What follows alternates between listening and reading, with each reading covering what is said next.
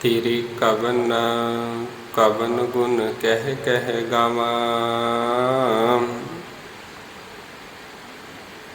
तू साहिब गुण ही निदाना। तुमरी महिमा बरन न सकूं।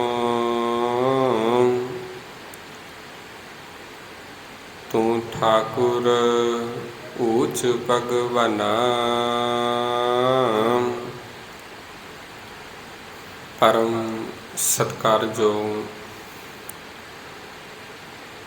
शब्द गुरु ब्रह्म सतगुरु सारी ही कायनात ਨੂੰ ਸਾਂਝਾ ਉਪਦੇਸ਼ ਦੇਣ ਵਾਲੇ ਰਹਿਬਰ ਸਾਹਿਬ ਸਤਿਗੁਰੂ ਧੰਨ ਧੰਨ ਸ਼੍ਰੀ ਗੁਰੂ ਗ੍ਰੰਥ ਸਾਹਿਬ ਜੀ ਮਹਾਰਾਜ।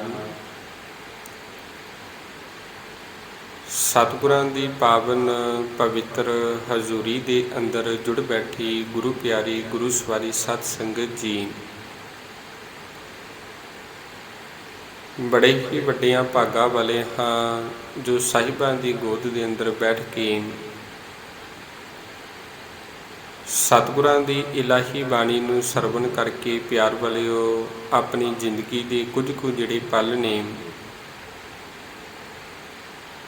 ਤਿੰਨਾਂ ਨੂੰ ਸਫਲਾ ਬਣਾਉਣ ਦਾ ਜੋ ਯਤਨ ਕਰ ਰਹੇ ਸਾਂ। ਆਓ ਕੁਝ ਸਮੇਂ ਦੇ ਲਈ ਸਤਿਗੁਰਾਂ ਦੇ ਵੱਲੋਂ ਬਖਸ਼ੀ ਹੋਈ ਗੁਰਮਤਿ ਵਿਚਾਰ ਦੇ ਨਾਲ ਜੁੜਨਾ ਕਰੀਏ। ਵਿਚਾਰਾਂ ਦੀ ਆਰੰਭਤਾ ਤੋਂ ਪਹਿਲਾਂ ਮਨ ਦੀਆਂ ਬਿਰਤੀਆਂ ਨੂੰ ਕਰੋ ਇਕਾਗਰ। ਸਤਿਗੁਰਾਂ ਦੇ ਚਰਨਾਂ ਵਿੱਚ ਲਵਾਓ ਹਾਜ਼ਰੀ। ਬੜੇ ਹੀ ਪਿਆਰ ਦੇ ਨਾਲ ਬੁਲਾਓ ਜੀ ਫਤਿਹ ਆਖੋ ਜੀ। ਵਾਹਿਗੁਰੂ ਜੀ ਕਾ ਖਾਲਸਾ ਵਾਹਿਗੁਰੂ ਜੀ ਕੀ ਫਤਿਹ। ਸੋ ਪਿਆਰ ਵਾਲਿਓ, ਕੱਲ੍ਹ ਦੇ ਜੋ ਦੀਵਾਨ ਨੇ ਤਿੰਨਾਂ ਦੇ ਵਿੱਚ ਆਪਾਂ ਸਰਵਣ ਕੀਤਾ ਸੀ ਕਿਸ ਪ੍ਰਕਾਰ ਜਦੋਂ ਚੰਦੂ ਨੇ ਸਤਿਗੁਰਾਂ ਦੇ ਘਰ ਦੇ ਨਾਲ ਈਰਖਾ ਕੀਤੀ, ਗੁਰੂ ਨਾਨਕ ਦੇ ਘਰ ਦੇ ਬਾਰੇ ਮਾੜੇ ਸ਼ਬਦ ਵੀ ਬੋਲੇ, ਮਾੜੇ ਬਚਨ ਬੋਲੇ। ਕਿਵੇਂ ਦਿੱਲੀ ਦੀਆਂ ਜੋ ਸੰਗਤਾਂ ਨੇ ਫਰਿਆਦ ਲੈ ਕੇ ਸਤਿਗੁਰਾਂ ਦੇ ਕੋਲ ਆਈਆਂ, ਸਤਿਗੁਰੂ ਪਾਤਸ਼ਾਹ ਜੀ ਇਹਦੇ ਘਰ ਦਾ ਜੋ ਰਿਸ਼ਤਾ ਹੈ ਇਹ ਲੈਣਾ ਸਾਡੇ ਲਈ ਚੰਗਾ ਨਹੀਂ, ਠੀਕ ਨਹੀਂ ਹੈ। ਚੰਗਾ ਇਹ ਹੋਵੇਗਾ ਜੇਕਰ ਇਸ ਨੂੰ ਮੋੜ ਦਿੱਤਾ ਜਾਵੇ।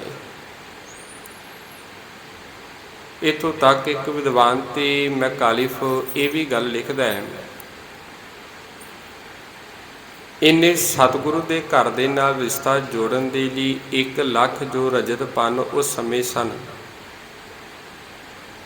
ਇਹਨੇ ਦੇ ਕੇ ਸਤਿਗੁਰਾਂ ਦੇ ਚਰਨਾਂ ਦੇ ਵਿੱਚ ਵੀ ਭੇਜਿਆ ਸੀ, ਸਤਿਗੁਰਾਂ ਦੇ ਦਰ ਦੇ ਉੱਤੇ ਵੀ ਭੇਜੇ ਸਨ ਵੀ ਇਹ ਤੁਸੀਂ ਆਪਣੇ ਕੋਲ ਰੱਖ ਲਵੋ ਅਤੇ ਇਹ ਜਿਹੜਾ ਰਿਸ਼ਤਾ ਹੈ ਇਸ ਨੂੰ ਤੁਸੀਂ ਪ੍ਰਵਾਨ ਕਰ ਲਵੋ, ਮੰਨ ਲਵੋ।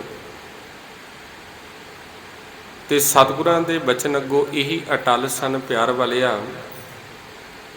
ਚੰਦੂ ਤੂੰ ਵੱਡਾ ਹੈ ਅਤੇ ਤੂੰ ਵੱਡਿਆਂ ਦੇ ਨਾਲ ਜੁੜ, ਅਸੀਂ ਨੀਵੇਂ ਹਾਂ ਅਤੇ ਨੀਵਿਆਂ ਦੇ ਨਾਲ ਹੀ ਸਾਡੀ ਬਣਦੀ ਹੈ। ਜੋ ਸੰਗਤ ਦਾ ਹੁਕਮ ਹੈ ਉਸ ਹੁਕਮ ਨੂੰ ਅਸੀਂ ਮੰਨਦੇ ਹਾਂ ਅਤੇ ਇਹ ਜਿਹੜੀ ਗੱਲ ਹੈ ਇਹ ਫਿਰ ਪੱਥਰ 'ਤੇ ਲਕੀਰ ਹੈ। ਇਸ ਸਮੇਂ ਪਿਆਰ ਵਾਲਿਓ ਸਿੱਖੀ ਜਿਹੜੀ ਇੰਨੀ ਕੁ ਵੱਧ ਚੁੱਕੀ ਸੀ, ਸਿੱਖੀ ਦਾ ਜੋ ਬਾਗ ਸਤਿਗੁਰੂ ਧੰਨ ਗੁਰੂ ਨਾਨਕ ਪਾਤਸ਼ਾਹ ਜੀ ਨੇ ਜਿਹੜੇ ਬੂਟੇ ਲਾਏ ਸਨ, ਇਹ ਬਾਗ ਦੇ ਵਿੱਚ ਹੁਣ ਅਨੇਕਾਂ ਪ੍ਰਕਾਰ ਦੇ ਸਿੱਖੀ ਦੇ ਜਿਹੜੇ ਫੁੱਲ ਖਿਲ ਚੁੱਕੇ ਸਨ। ਦੂਰ ਦਰੇਡੇ ਦੇ ਇਲਾਕਿਆਂ ਦੇ ਵਿੱਚ, ਵੱਖ-ਵੱਖ ਇਲਾਕਿਆਂ ਦੇ ਵਿੱਚ ਜਿੱਥੇ ਧੰਨ ਗੁਰੂ ਅਰਜਨ ਪਾਤਸ਼ਾਹ ਜੀ ਸਿੱਖੀ ਦਾ ਪ੍ਰਚਾਰ ਕਰ ਰਹੇ ਨੇ, ਉਹਦੇ ਨਾਲ ਨਾਲ ਹੋਰ ਅਨੇਕਾਂ ਇਹੋ ਜਿਹੇ ਕਰਨੀ ਵਾਲੇ ਸਿੱਖ ਨੇ, ਗੁਰਮੁਖ ਪਿਆਰੇ ਨੇ ਜਿਹੜੇ ਸਿੱਖੀ ਦਾ ਪ੍ਰਚਾਰ ਕਰ ਰਹੇ ਨੇ। ਅਤੇ ਇਸ ਫਿਰ ਸਿੱਖੀ ਦੇ ਪ੍ਰਚਾਰ ਤੋਂ ਇੰਨੇ ਕੁ ਲੋਕੀ ਪ੍ਰਭਾਵਿਤ ਹੋਏ, ਅਨੇਕਾਂ ਜਿਹੜੇ ਹਿੰਦੂ ਨੇ, ਅਨੇਕਾਂ ਮੁਸਲਮਾਨ ਵੀਰ, ਇਹਨਾਂ ਨੇ ਆਪਣੇ ਧਰਮ ਨੂੰ ਛੱਡ ਕੇ ਸਿੱਖੀ ਨੂੰ ਅਪਣਾਉਣ ਦੇ ਵਿੱਚ ਆਪਣੀ ਸ਼ੋਭਾ ਨੂੰ ਸਮਝਿਆ। ਇਹਨਾਂ ਨੇ ਸਮਝਿਆ ਵੀ ਸਭ ਤੋਂ ਚੰਗਾ ਹੋਵੇ ਵੀ ਜੇਕਰ ਗੁਰੂ ਅਰਜਨ ਦੇ, ਗੁਰੂ ਨਾਨਕ ਦੇ ਘਰ ਦੀ ਜਿਹੜੀ ਸਿੱਖੀ ਹੈ, ਇਸ ਸਿੱਖੀ ਨੂੰ ਅਪਣਾ ਲਿਆ ਜਾਵੇ। ਉਸ ਸਮੇਂ ਜਿਹੜਾ ਸਖੀ ਸਰਵਰ ਜਿਹੜਾ ਧਰਮ ਸੀ, ਬੜਾ ਫੈਲਿਆ ਹੋਇਆ ਸੀ,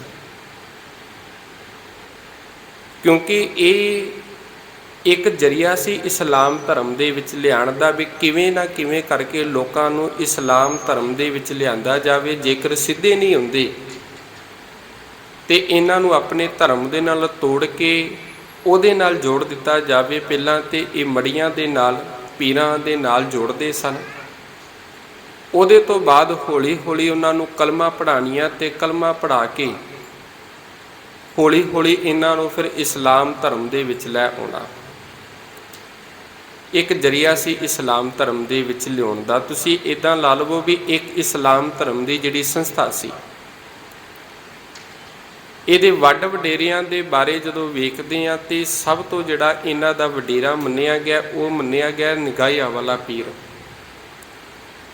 ਇਹ ਜਦੋਂ 1120 ਤੋਂ ਲੈ ਕੇ ਬਗਦਾਦ ਦੀ ਧਰਤੀ ਤੋਂ ਚੱਲਿਆ, ਪਾਕਿਸਤਾਨ ਦਾ ਜਿਹੜਾ ਜ਼ਿਲ੍ਹਾ ਹੈ ਗਾਜੀ ਖਾਨ, ਉਹਦਾ ਪਿੰਡ ਹੈ ਨਗਾਹਾ। ਇੱਥੇ ਆ ਕੇ ਇਹਨੇ ਰਹਿਣਾ ਸ਼ੁਰੂ ਕਰ ਦਿੱਤਾ ਤੇ 1260 ਦੇ ਵਿੱਚ ਇਹਦੀ ਮੌਤ ਹੁੰਦੀ ਹੈ। 1252 ਤੋਂ ਲੈ ਕੇ ਲੋਕਾਂ ਨੇ ਇਹਨੂੰ ਪੂਜਣਾ ਸ਼ੁਰੂ ਕਰ ਦਿੱਤਾ ਸੀ, ਲੋਕੀ ਪੂਜਾ ਕਰਨੀ ਸ਼ੁਰੂ ਕਰ ਦਿੱਤੀ ਸੀ।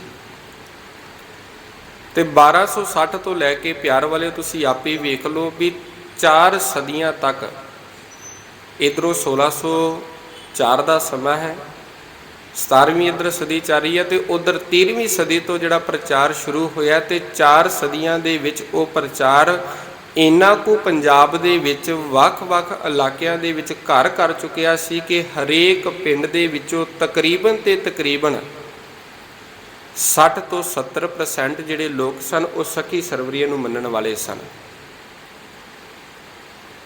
ਭਾਵੇਂ ਇਹ ਪੰਜਾਬ ਦੀ ਧਰਤੀ ਤੇ ਨਹੀਂ ਆਇਆ, ਨਾਮ ਵੱਖੋ ਵੱਖ ਦੇ ਦਿੱਤੇ। ਅਸੀਂ ਅੱਜ ਵੀ ਜੇਕਰ ਵੇਖਿਆ ਜਾਵੇ, ਕੁਝ ਲੋਕ ਇਸ ਨੂੰ ਮੰਨਦੇ ਹੀ ਨਹੀਂ। ਕੋਈ ਇਹਨੂੰ ਲੱਖਾਂ ਦਾ ਦਾਤਾ ਵੀ ਕਹਿੰਦਾ, ਕੋਈ ਫਤਿਹ ਵਾਲਾ ਪੀਰ ਵੀ ਕਹਿ ਰਿਹਾ, ਕੋਈ ਨਗਾਹਿਆ ਪੀਰ ਕਹਿੰਦਾ, ਪਰ ਅਸਲ ਦੇ ਵਿੱਚ ਇਹ ਬਾਅਦ ਦੇ ਵਿੱਚ ਇਹਦੇ ਨਾਮ ਰੱਖੇ ਗਏ, ਵੱਖੋ ਵੱਖਰੇ ਨਾਮ ਹੋ ਗਏ, ਪਰ ਇਹ ਹੈ ਅਸਲ ਦੇ ਵਿੱਚ ਨਗਾਹੇ ਵਾਲਾ ਹੀ ਹੈ। ਇਹ ਪੰਜਾਬ ਦੇ ਨਾਲ ਕੋਈ ਲੈਣ ਦੇਣ ਨਹੀਂ, ਪੰਜਾਬ ਦੇ ਵਿੱਚ ਇਹਦਾ ਕੋਈ ਵਜੂਦ ਨਹੀਂ ਹੈ, ਪੰਜਾਬ ਦੇ ਵਿੱਚ ਨਹੀਂ ਇਹ ਆਇਆ। ਪਰ ਫਿਰ ਵੀ ਇਸ ਸਮੇਂ ਇਹਦਾ ਇੰਨਾ ਕੁ ਪ੍ਰਚਾਰ ਵੱਧ ਚੁੱਕਿਆ ਸੀ ਵੀ ਮਾਝੇ ਦੇ ਵਿੱਚੋਂ ਇਹਨਾਂ ਦਾ ਜਿਹੜਾ ਮੋਢੀ ਸੀ ਸਭ ਤੋਂ, ਉਹ ਸੀ ਭਾਈ ਤੀਰਥਾ। ਦੁਆਬੇ ਦੇ ਵਿੱਚ ਇਹਦਾ ਜਿਹੜਾ ਮੋਢੀ ਸੀ ਉਹ ਸੀ ਭਾਈ ਲੰਗਾਹਾ। ਤੇ ਮਾਲਵੇ ਦੇ ਇਲਾਕੇ ਦੇ ਵਿੱਚ ਜੇਕਰ ਕੋਈ ਇਹਦਾ ਪ੍ਰਚਾਰ ਕਰ ਰਿਹਾ ਸੀ ਤੇ ਉਸ ਸਮੇਂ ਭਾਈ ਬਹਿਲੋ ਜੀ ਪ੍ਰਚਾਰ ਕਰ ਰਹੇ ਸਨ।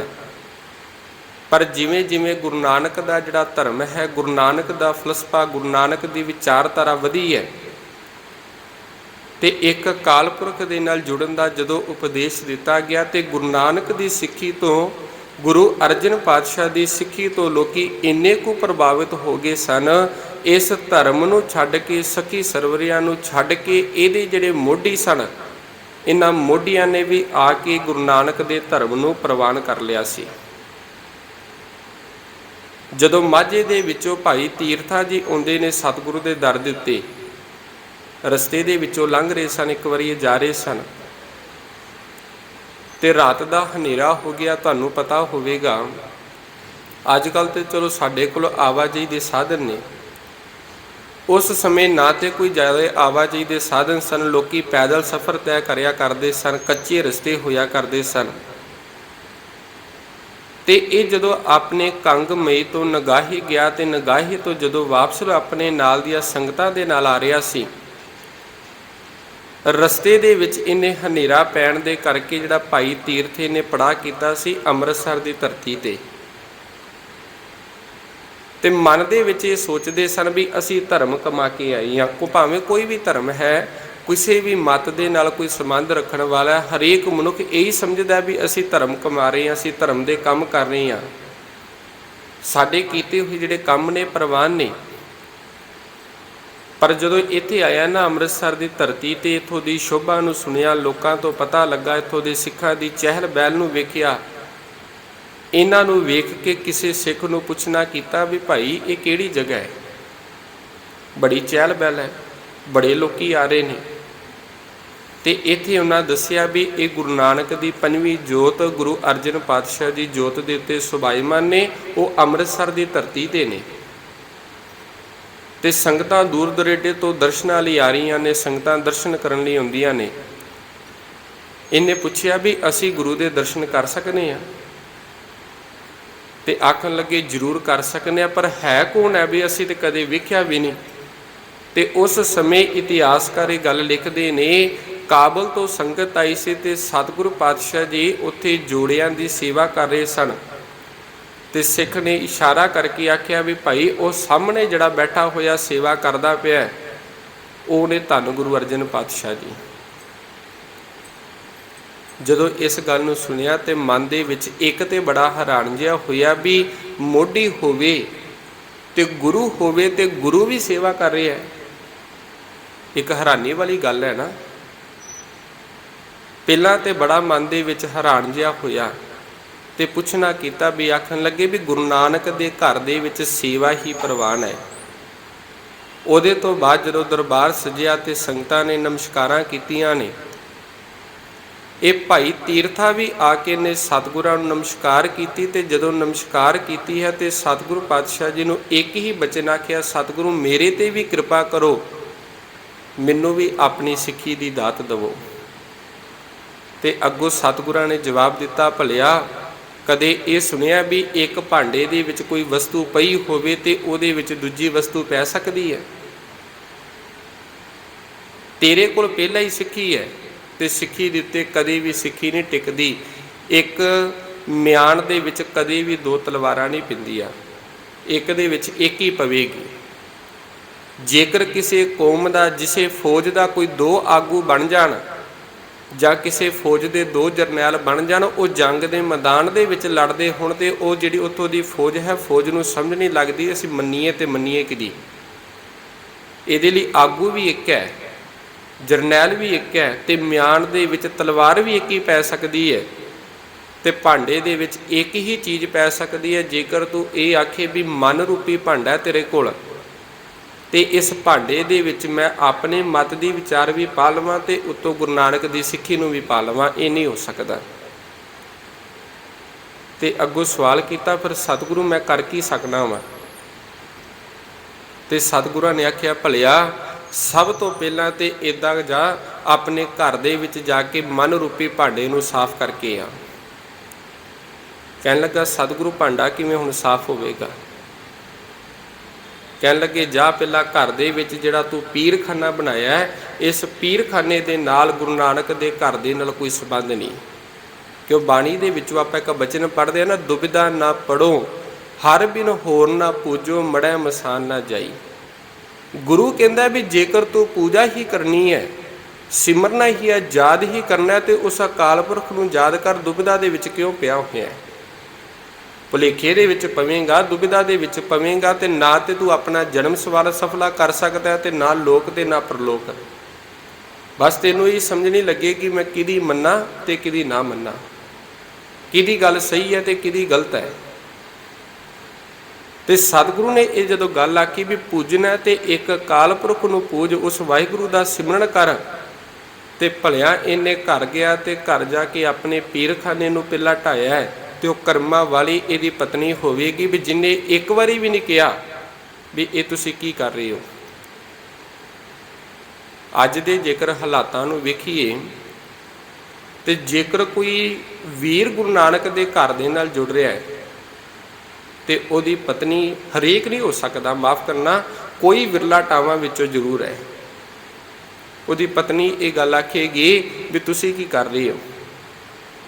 ਅਸੀਂ ਵੀਰਵਾਰ ਨੂੰ ਦੀਵਾ ਨਾ ਜਗਾਇਆ, ਸ਼ਨੀਵਾਰ ਨੂੰ ਤੇਲ ਨਾ ਦਿੱਤਾ ਤੇ ਸਾਡੇ ਤੇ ਘਰ ਦੇ ਜਿਹੜੇ ਜੀਅ ਨੇ ਜੀ ਬਿਮਾਰ ਹੋ ਜਾਣੇ ਨੇ।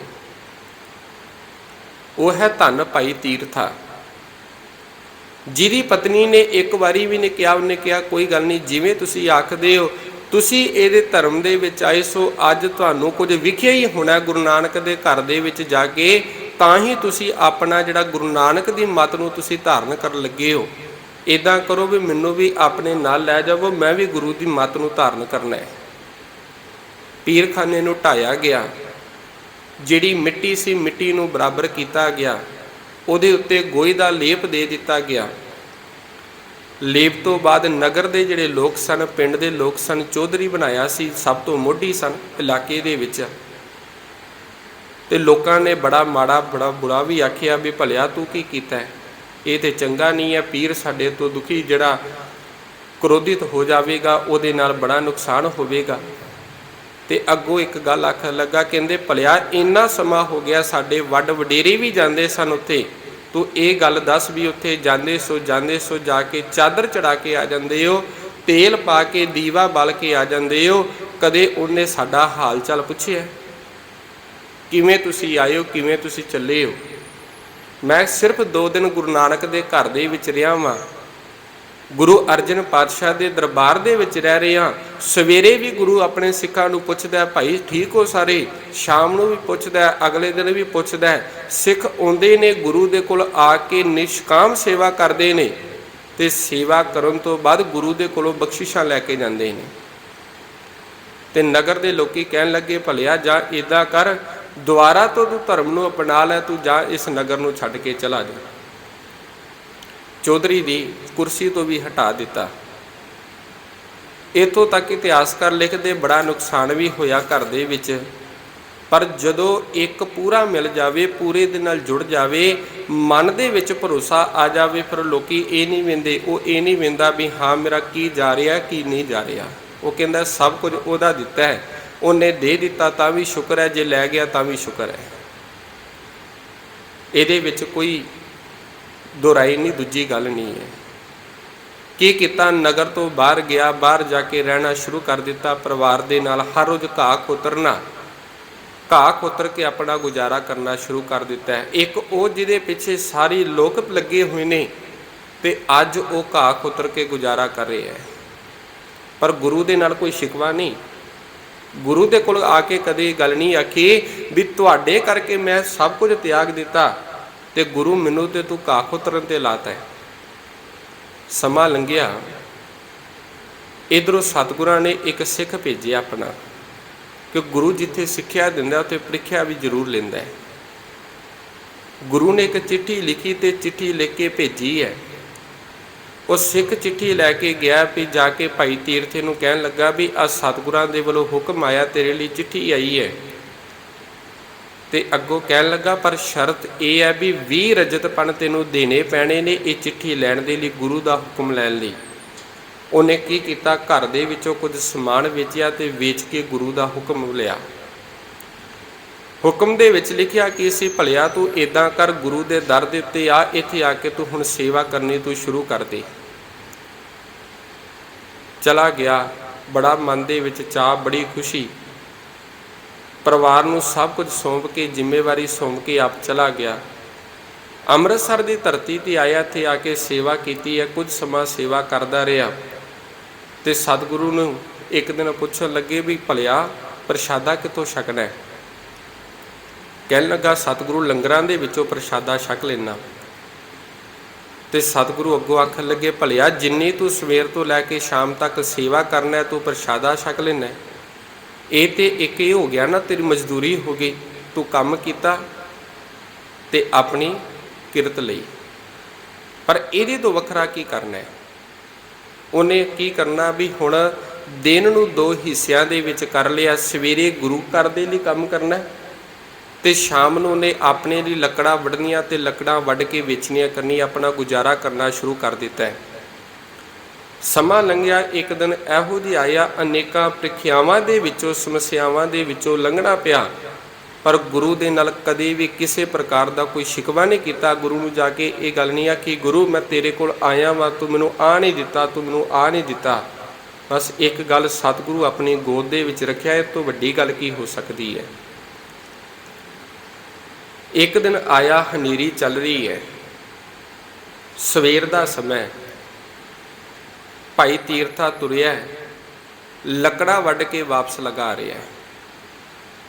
ਹਨੇਰੀ ਦੇ ਨਾਲ ਇੱਕੋ ਦਮ ਜਦੋਂ ਤੇਜ਼ ਹਵਾ ਪਈ, ਸਿਰ ਦੇ ਉੱਤੇ ਲੱਕੜਾਂ ਨੇ, ਕੋਲ ਕੁਝ ਦੂਰੀ ਦੇ ਉੱਤੇ ਖੂਹੀ ਹੈ ਤੇ ਖੂਹੀ ਦੇ ਵਿੱਚ ਡਿੱਗ ਪਿਆ। ਕਿਸੇ ਨੇ ਆ ਕੇ ਖਬਰ ਦਿੱਤੀ ਸਤਿਗੁਰਾਂ ਨੂੰ, ਸਤਿਗੁਰੂ ਤੁਹਾਡਾ ਜਿਹੜਾ ਸਿੱਖ ਹੈ ਉਹ ਲੱਕੜਾ ਲੈ ਕੇ ਆ ਰਿਹਾ ਸੀ, ਰਸਤੇ ਦੇ ਵਿੱਚ ਖੂਹ ਦੇ ਵਿੱਚ ਡਿੱਗ ਪਿਆ। ਤੇ ਸਤਿਗੁਰੂ ਆਪ ਨੰਗੇ ਪੈਰੀ ਅੱਗੇ ਗਏ ਨੇ ਉਹਨੂੰ ਲੈਣ ਵਾਸਤੇ। ਜਾ ਕੇ ਆਖਦੇ ਭਾਈ ਤੀਰਥਾ ਇੱਦਾਂ ਕਰ, ਤੂੰ ਰੱਸੀ ਫੜ ਤੇ ਬਾਹਰ ਨੂੰ ਆ ਜਾ। ਤੇ ਅੱਗੋਂ ਕਹਿਣ ਲੱਗਾ ਨਹੀਂ ਸਤਿਗੁਰੂ, ਪਹਿਲਾਂ ਇਹ ਲੱਕੜਾਂ ਕੱਢੋ ਤੇ ਲੱਕੜਾਂ ਦੇ ਨਾਲ ਗੁਰੂ ਘਰ ਦੇ ਵਿੱਚ ਪ੍ਰਸ਼ਾਦਾ ਪੱਕੇਗਾ, ਉਹਦੇ ਤੋਂ ਬਾਅਦ ਫਿਰ ਮੈਨੂੰ ਬਾਹਰ ਕੱਢ ਲੈਣਾ। ਜਦੋਂ ਇਹ ਗੱਲ ਹੋਈ ਤੇ ਬਾਹਰ ਨਿਕਲਦਿਆਂ ਸਤਿਗੁਰਾਂ ਨੇ ਛਾਤੀ ਦੇ ਨਾਲ ਲਾਇਆ। ਇੱਕ ਸਮਾਂ ਉਹ ਸੀ ਜਦੋਂ ਧੰਨ ਗੁਰੂ ਅਰਜਨ ਪਾਤਸ਼ਾਹ ਜੀ ਨੂੰ ਉਹਨਾਂ ਦੇ ਨਾਨੇ ਧੰਨ ਗੁਰੂ ਅਮਰਦਾਸ ਜੀ ਇਹ ਕਹਿ ਕੇ ਉਹਨਾਂ ਨੂੰ ਸਤਿਕਾਰ ਦੇ ਰਹੇ ਨੇ, ਦੋਹਿਤਾ ਬਾਣੀ ਕਾ ਬੋਹਿਥਾ, ਇਹ ਬਾਣੀ ਦਾ ਜਹਾਜ਼ ਹੈ। ਜਿਹਨੂੰ ਭੱਟ ਸਾਹਿਬਾਨ ਇਹ ਗੱਲ ਵਡਿਆਈ ਦੇ ਵਿੱਚ ਲਿਖਦੇ ਪਏ ਨੇ, ਕਲਯੁਗ ਜਹਾਜ਼ ਅਰਜਨ ਗੁਰੂ, ਵੀ ਕਲਯੁਗ ਦੇ ਵਿੱਚ ਜੇਕਰ ਕੋਈ ਜਹਾਜ਼ ਦਾ ਕੰਮ ਕਰ ਰਿਹਾ ਹੈ ਤੇ ਉਹ ਧੰਨ ਸ਼੍ਰੀ ਗੁਰੂ ਅਰਜਨ ਪਾਤਸ਼ਾਹ ਜੀ ਨੇ। ਤੇ ਅੱਜ ਉਹੀ ਧੰਨ ਗੁਰੂ ਅਰਜਨ ਪਾਤਸ਼ਾਹ ਜੀ ਵਡਿਆਈ ਦੇ ਵਿੱਚ ਇਸ ਭਾਈ ਤੀਰਥਾਂ ਨੂੰ ਇਹ ਗੱਲ ਕਹਿ ਰਹੇ ਨੇ, ਮੰਝ ਪਿਆਰਾ ਗੁਰੂ ਕੋ, ਗੁਰੂ ਮੰਝ ਪਿਆਰਾ, ਮੰਝ ਗੁਰੂ ਕਾ ਬੋਹਿਥਾ, ਜਗ ਲੰਘੜ ਹਾਰਾ।